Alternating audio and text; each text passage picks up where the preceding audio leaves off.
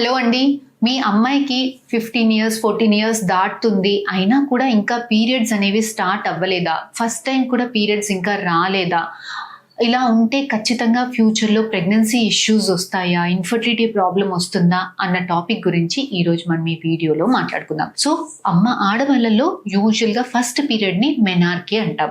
ఇది జనరల్‌గా 10-15 ఇయర్స్ మధ్యలో ఫస్ట్ టైం అనేది పీరియడ్ వస్తుంది. కొంతమందికి ఇవాళ రేపు అందరూ న్యూట్రిషన్ చాలా బావుంటుంది కాబట్టి కొంతమందికి 10 ఇయర్స్ కన్నా ముందలే ఒక 8 ఇయర్స్, 9 ఇయర్స్‌లో కూడా ఫస్ట్ టైం పీరియడ్ అనేది స్టార్ట్ అవుతుంది. ఇది కంప్లీట్‌గా నార్మల్. కాకపోతే కొంతమందికి 14 ఇయర్స్ 15 ఇయర్స్ అయినా అవుతుంది, 15 ఇయర్స్ అవుతుంది, అయినా కూడా ఇంకా పీరియడ్ స్టార్ట్ అవ్వలేదు. ఇలాంటి వాళ్ళల్లో ఖచ్చితంగా ఏదైనా ప్రాబ్లం ఉంటుందా అంటే ఫస్ట్ అందరికీ 100% ప్రాబ్లం ఉంటుంది. 100% వీళ్ళకి ఫ్యూచర్‌లో రేపు ప్రెగ్నెన్సీ రాదు, ఫర్టిలిటీ ఇష్యూస్ వస్తుంది అంటే అది నిజం కాదండి. అసలు ఫస్ట్ ఎందుకు ఇలా డిలే అవుతుంది అన్నది చూసుకుందాం. ఫస్ట్ అసలు ఇది ఎందుకు వస్తుంది? చాలా మందికి మనకి వంశపార్యంగా ఫ్యామిలీ హిస్టరీ ఉంటుందండి. అంటే మదర్‌కి, గ్రాండ్ మదర్‌కి కూడా కొంత లేట్‌గా పీరియడ్స్ స్టార్ట్ అయినాయి. వీళ్ళల్లో కూడా కాస్తంత లేట్‌గా స్టార్ట్ అవుతుంది. వీళ్ళల్లో మనం మాక్సిమం 15 ఇయర్స్ మటుకి మనం వెయిట్ చేయొచ్చు. లేదంటే బ్రెస్ట్ డెవలప్‌మెంట్ అయినా కూడా 3 ఇయర్స్ మటుకి ఇంకా పీరియడ్స్ రాలేదు అంటే డాక్టర్ నుంచి కన్సల్ట్ అవ్వాల్సిందే ఉంటది. సెకండ్ థింగ్, అమ్మాయి వెయిట్ బరువు చాలా తక్కువగా ఉంది, చాలా బక్కగా ఉంది.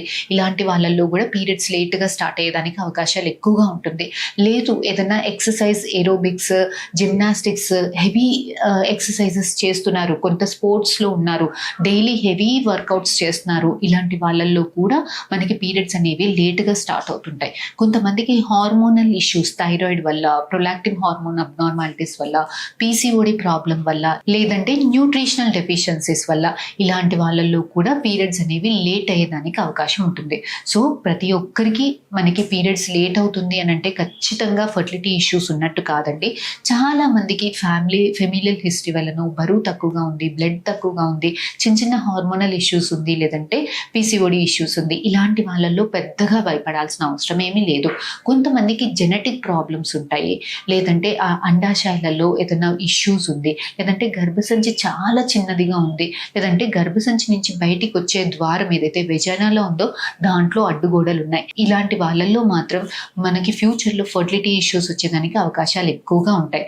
సో మరి ఎప్పుడు డాక్టర్ని కన్సల్ట్ అవ్వాలి అని అంటే బ్రెస్ట్ డెవలప్మెంట్ ప్రాపర్ టైంకి అయింది. 10-13 ఇయర్స్ మధ్యలో బ్రెస్ట్ డెవలప్మెంట్ వచ్చింది, అయినా కూడా ఒక 2-3 ఇయర్స్కి ఇంకా పీరియడ్ స్టార్ట్ అవ్వలేదు, లేదంటే 15 ఇయర్స్ దాటిపోతుంది అయినా కూడా మనకి ఇంకా పీరియడ్ స్టార్ట్ అవ్వలేదు.